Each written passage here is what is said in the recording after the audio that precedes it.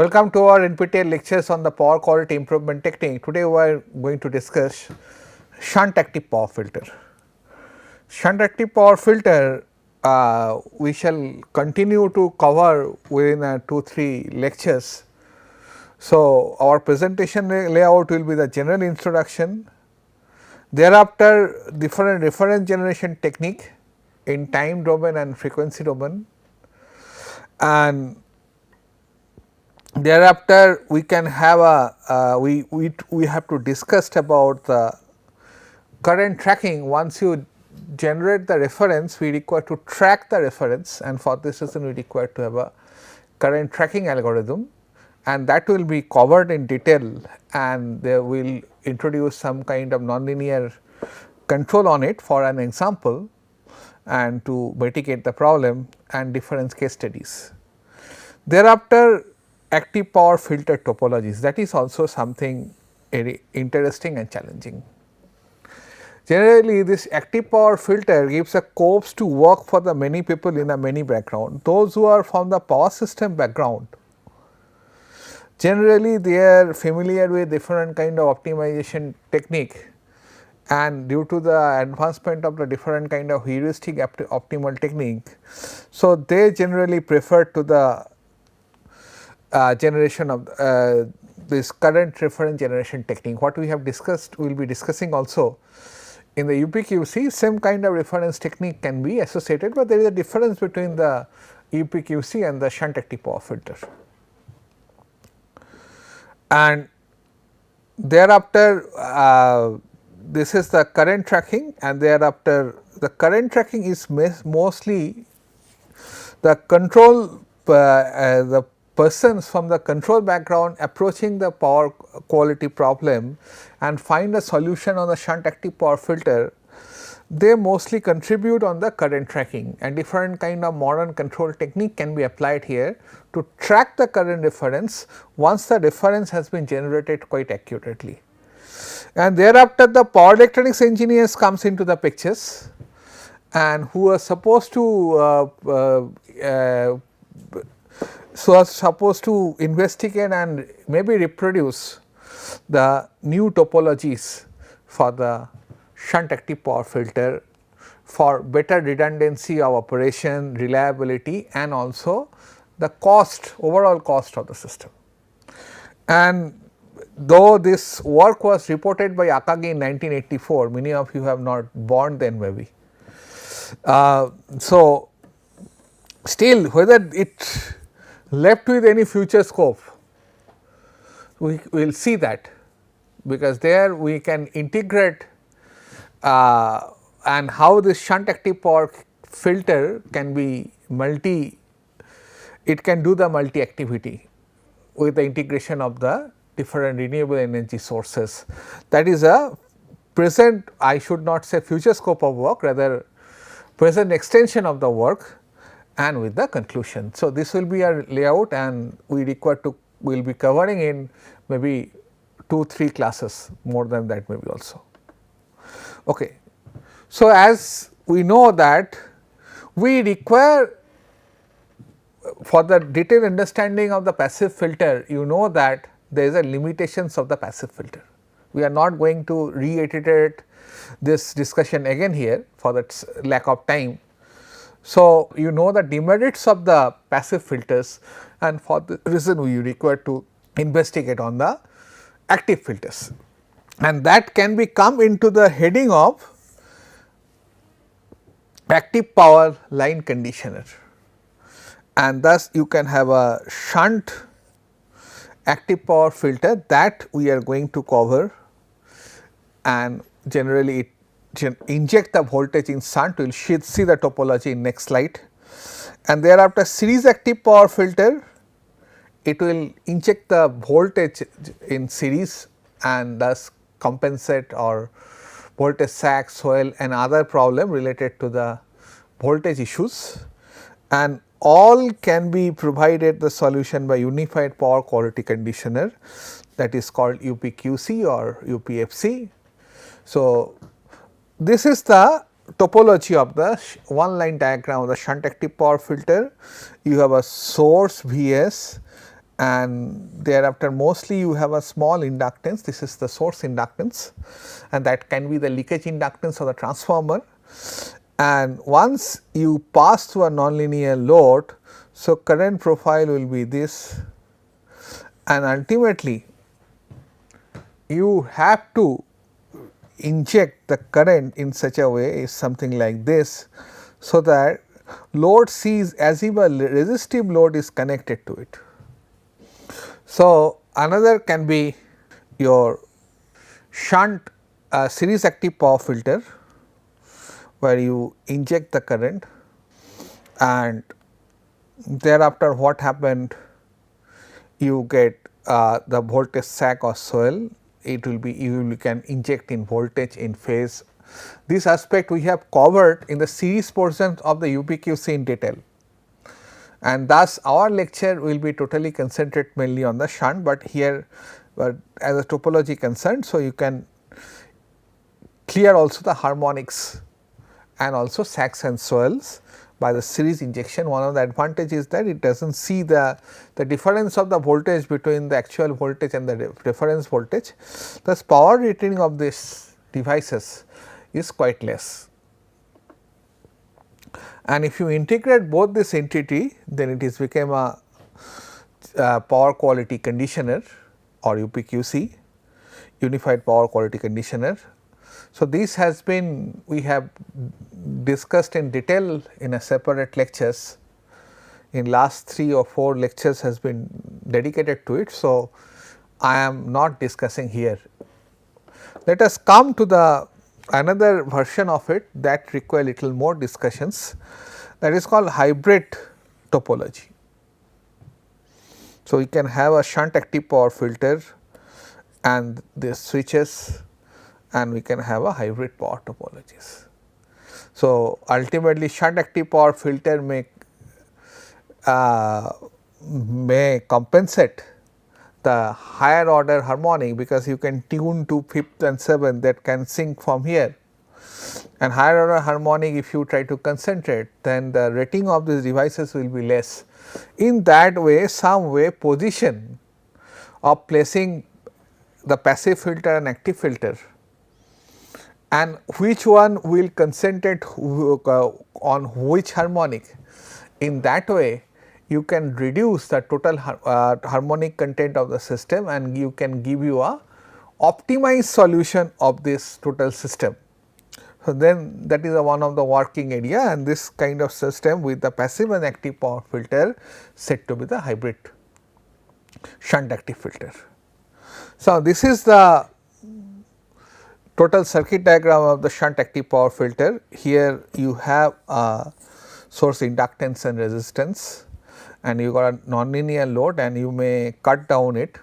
So, then it will have a single phasing, and you may have a load changing operation, and you have a shunt active power filter, and generally this capacitor voltage required to be maintained by maintained actively by a PI controller.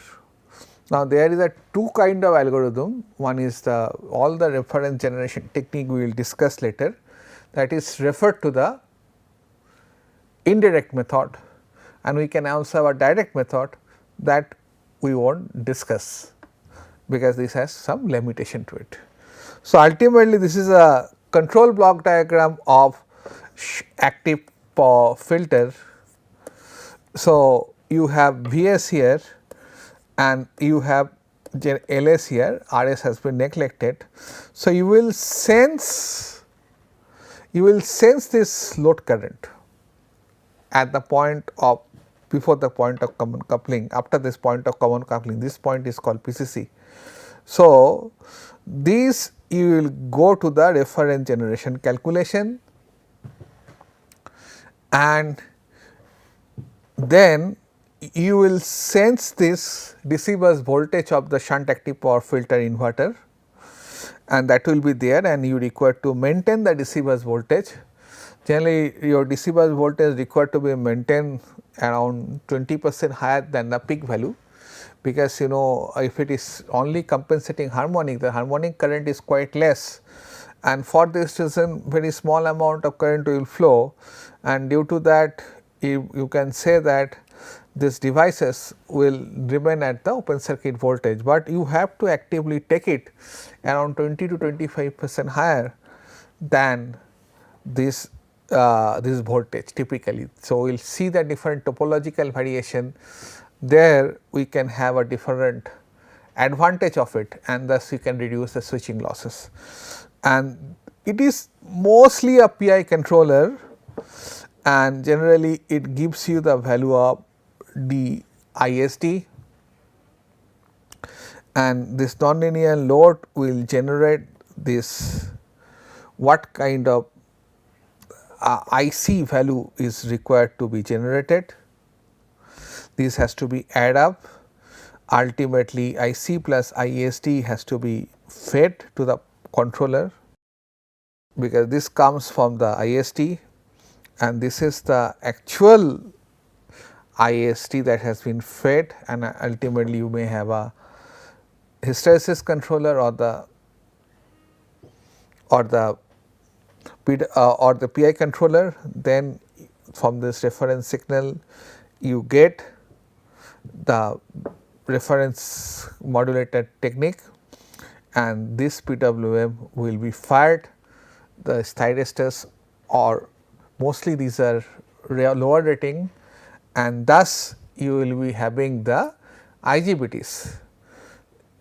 Then generally if it is a STATCOM you can use thyristors, then you get a pulse in only one inverter, generally it will be IGBT, or for the higher power rating it will be GTO, because since it is a PWM you have a frequent switching on and switching off are required. So, you will inject the current into the system.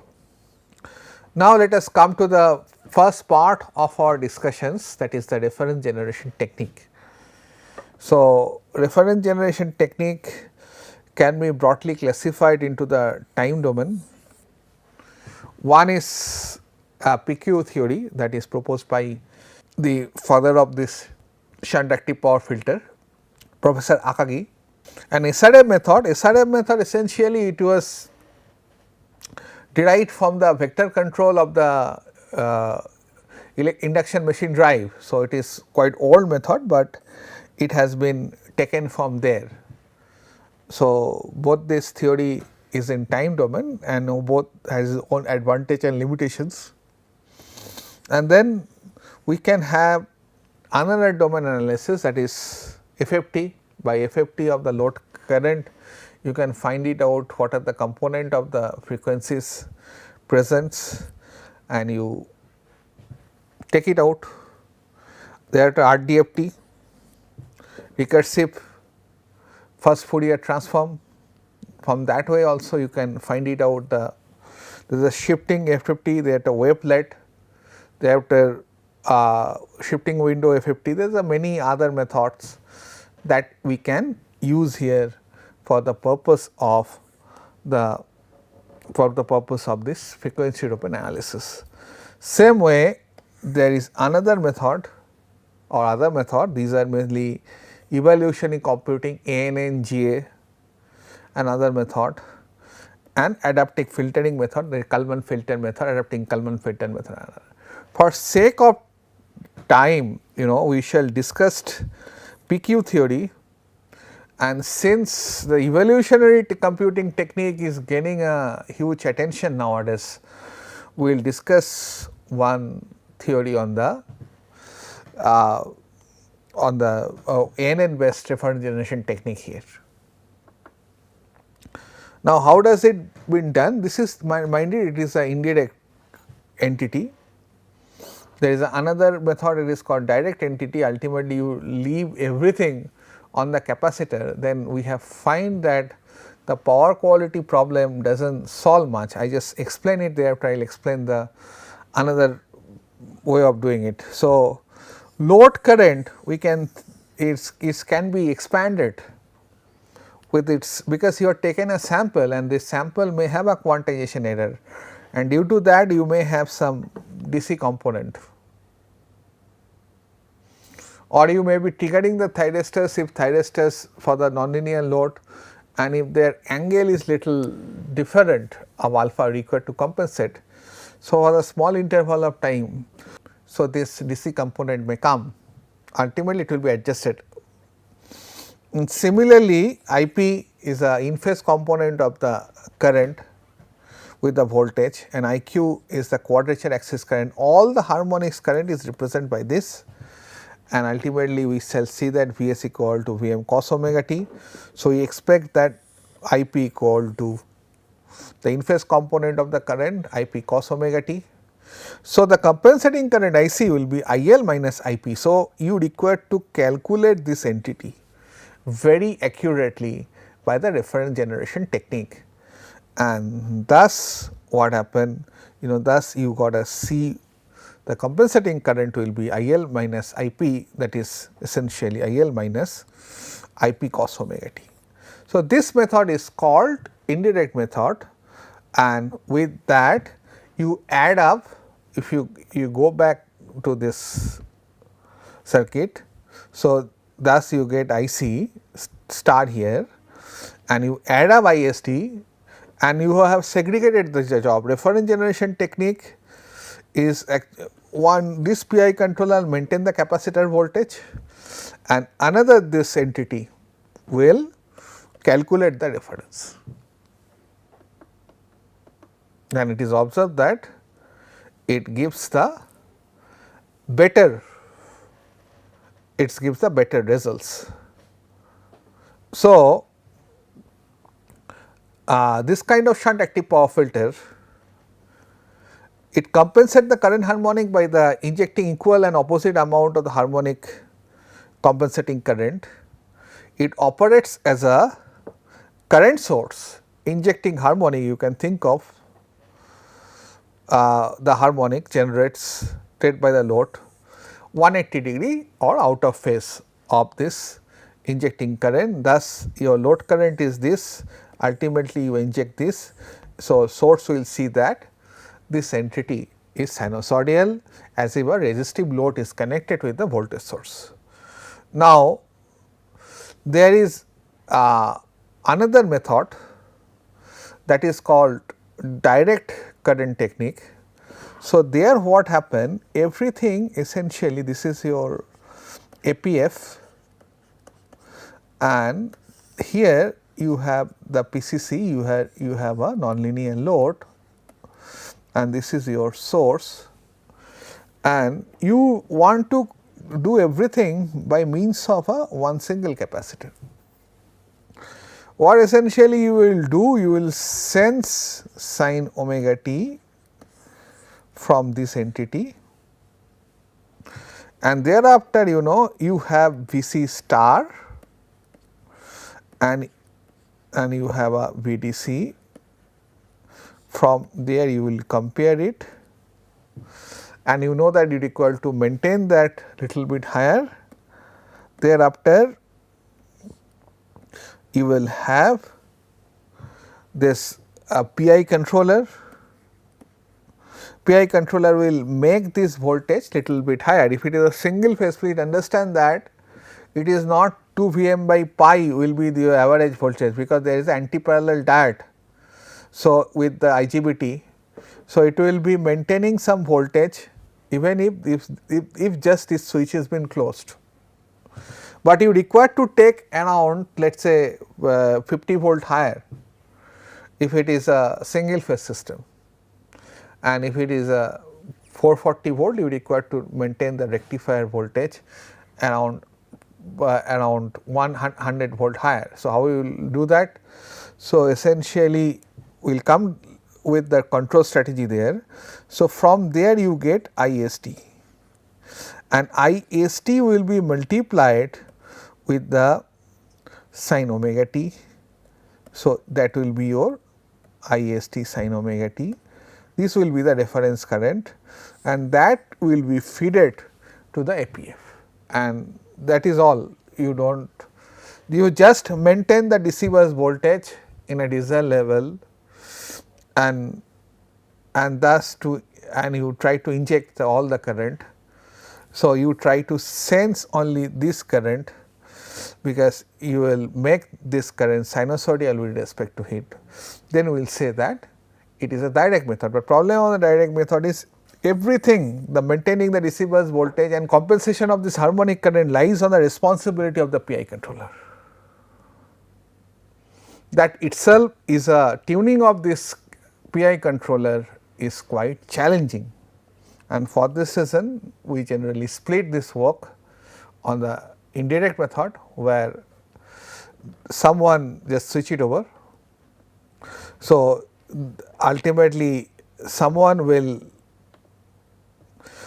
maintain the receiver's voltage and another block will actually calculate the reference current, and thus combination will work and it gives a better power quality solution. Now, let us come to the one of the important reference generation technique, that is called instantaneous reactive power theory. You know, there is a, we can transform ABC to FEM to the alpha beta FEM, and there is an advantage, and we consider that it is a 3-phase 3-OS system, and for this reason 0 sequence entity comes. Otherwise, essentially there is an advantage of converting into the ABC to the alpha beta FEM. It is essentially that instead of the having the 2-phase 3 entities, we will have the 2 entities. So, that is the transformation all about. So, it is a static transformation, and for this reason you have a VA, VB, VC, and thereafter you got a I0, I alpha and I beta. This is a current and voltage transformation from the ABC to alpha beta 0 FEM. So, instantaneous real power and the reactive power in the 3 phase can be represented as, so you multiply it, so it is VAIA plus VBIB plus VCIC, and thus is corresponds to V alpha I alpha, V beta I beta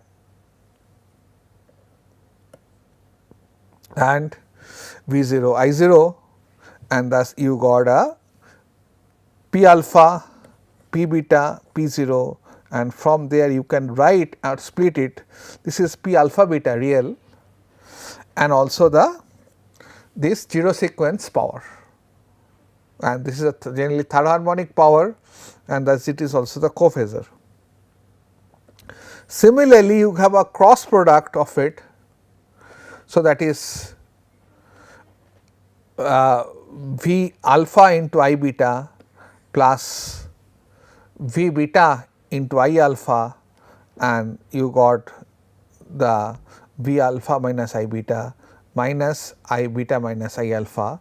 So, taking into the negative signs comes into the picture because it is an imaginary quantity, and thus the negative sign will come. So, you can go back from this matrix and you can rewrite that 1 by 1/3 BC in terms of the line voltage we will be writing into IA plus, please understand this quantity is 90 degree. Why? If you take the IA and with the same phase if you take VA, so it is VB, VC. So, ultimately if you extend it, it is minus VC. So, you can have this angle, that is VBC is 90 degree.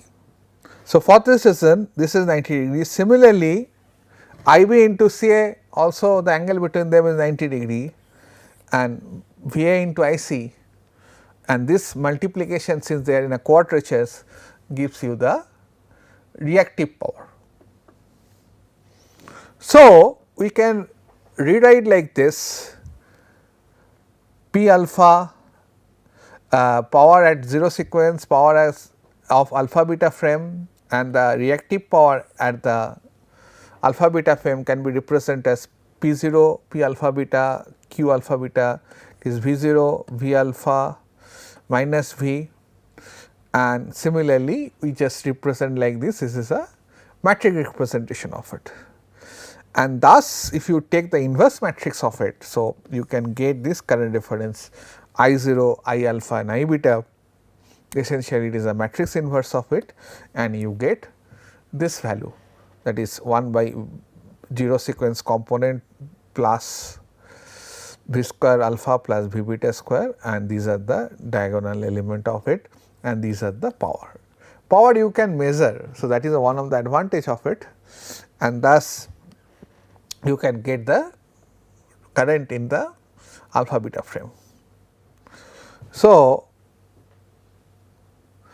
the this I 0, I alpha, I beta can be computed as follows. So, it is P 0 v square alpha plus v square beta by v 0 v square alpha plus v beta square. Essentially everything will cancel, and it is the P 0 by v 0, that is essentially I 0.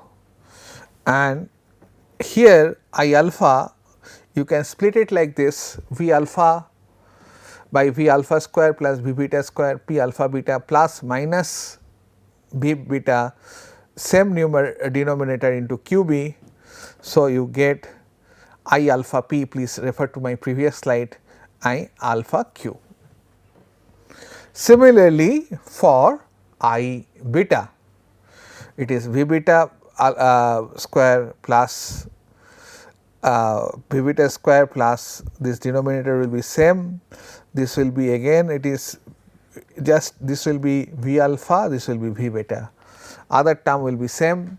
Similarly, it is v alpha and it is q alpha beta, denominator will be same, ultimately you get I b p plus I b q. So, that will be the refer I beta. So, so we can write like that little bit of synchronized way. 0 sequence instantaneous current is I 0. So, I alpha p is the in phase component of the active current, that is p cos omega t, sometime we referred I p cos omega t. This will be this expression v alpha by b square alpha plus beta square into the actual power consumed. So, beta will be in phase component of the current will be v beta by this is the same denominator. Again these are the cross component, that is the real power in alpha, that is in phase component of the reactive power, that is v beta minus v square plus v alpha square plus v beta square. Similarly, it will be with the q. Using the above definitions of various components of the current, the 3 phase instantaneous power can be expressed this and this of course, and thus it is as it is remain same. V alpha V I alpha can be changed, and we can write like this, and similarly I beta can be changed, we write like this. So, you have a very big expressions as we have seen. So, it is V 0 I 0 plus V alpha of this expression plus this expression, ultimately you sum up what you essentially get, it is V 0 I 0 plus P alpha plus P beta. So, this is the real power, and you know that exactly P alpha plus P beta equal to instantaneous reactive power, and we want that active power filter should not inject any real power, thus the sum required to be 0 instantaneously. So, for this is called this instantaneous reactive power theorem. So, based on that we refer the compensator of the filter, and this can be written as follows.